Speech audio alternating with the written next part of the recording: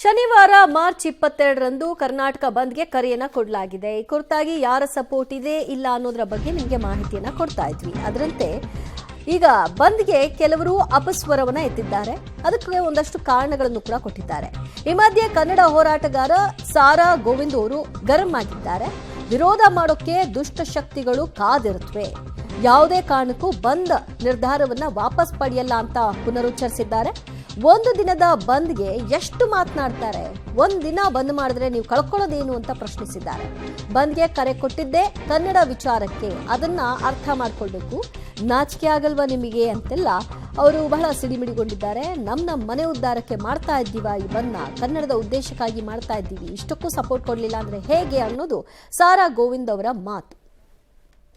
ನೆಲ ಜಲ ಈ ವಿಚಾರ ಬಂದಾಗ ಸುಮಾರು ನಾವು ಇಲ್ಲಿವರೆಗೆ ವಾಟಾಳವರು ಸುಮಾರು ಒಂದು 50-60 ಬಂದ್ ಕರ್ತಿರ್ಬೋದು.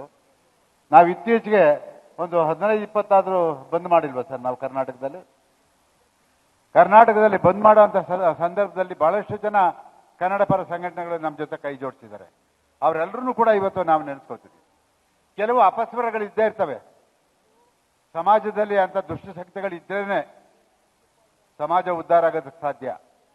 ಇರಲಿ, ಈ ಬಂದ್ ಮಾಡುವಂತ ಸಂದರ್ಭದಲ್ಲಿ ಯಾಕಾಗಿ ಮಾಡ್ತಾ ಇದ್ವಿ, ಯಾತಕ್ಕಾಗಿ ಮಾತಾಡ್ತಿದ್ವಿ, ಬಂದು ನಮ್ಮ ಹತ್ರ ಮಾತಾಡ್ಬೋದಲ್ಲ, ಯಾಕೆ ಏನು ವಿಚಾರಗಳನ್ನ ತಿಳ್ಕೋಬಹುದಲ್ಲ.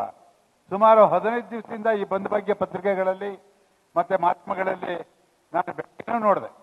ಬೆಳಗ್ಗೆನೂ ನನ್ನ ಮಾಧ್ಯಮ ಮಿತ್ರರು ಅದನ್ನ ಬಿಂಬಿಸಿದ್ರು. ಇವತ್ತು ಸಭೆ ಇದೆ, ಇವತ್ತು ನಿರ್ಣಯ ತಗೊಳ್ತಾರೆ, ಮಾಡ್ತಾರೆ ಅಂತ ಹೇಳಿ. ಈಗಾಗಲೇ ಒಂದ್ಸಾರಿ ನಾವು ಬಂದ್ ಕರೆ ಕೊಟ್ಟ ಮೇಲೆ ಇನ್ನ ಹಿಂಪಡೆಯೋದಾಗ್ಲಿ ಮತ್ತೊಂದಾಗ್ಲಿ ಯಾವುದೂ ಇಲ್ಲ. ಬಂದನ್ನ ಮಾಡಲೇಬೇಕು, ಮಾಡೇ ಮಾಡ್ತೀವಿ.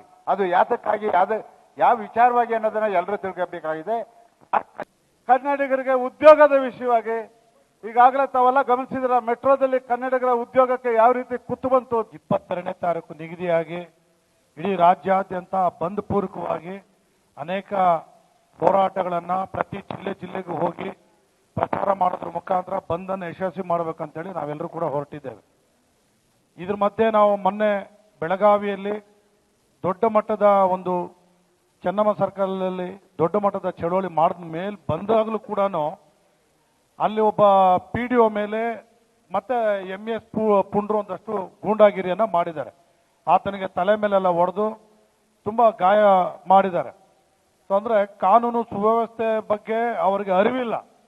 MS ಸಂಘಟನೆಯನ್ನ ರಾಜ್ಯದಿಂದ ನಿಷೇಧ ಮಾಡಬೇಕು ಅನ್ನೋ ಒಂದು ಒಕ್ಕರುಳ ಕನ್ನಡಿಗರ ಮಾತಾಗಿದ್ರು ಕೂಡ ಅದನ್ನ 15-20 ದಿನಗಳಿಂದ ನಿರಂತರವಾಗಿ ನಾವು ಅದನ್ನ ಮಾತನಾಡ್ತಾ ಇದ್ದೀವಿ. ಆದ್ರೆ ಸರ್ಕಾರ ಅವ್ರ ಬಗ್ಗೆ ಯಾವುದೇ ರೀತಿಯಾದಂತ ಮಾತುಕತೆ ಮಾಡಲಿಲ್ಲ, ಅವ್ರ ಮೇಲೆ ಕ್ರಮ ಜರುಗಿಸಲಿಲ್ಲ. ಬಜೆಟ್ ನಡೀತಾ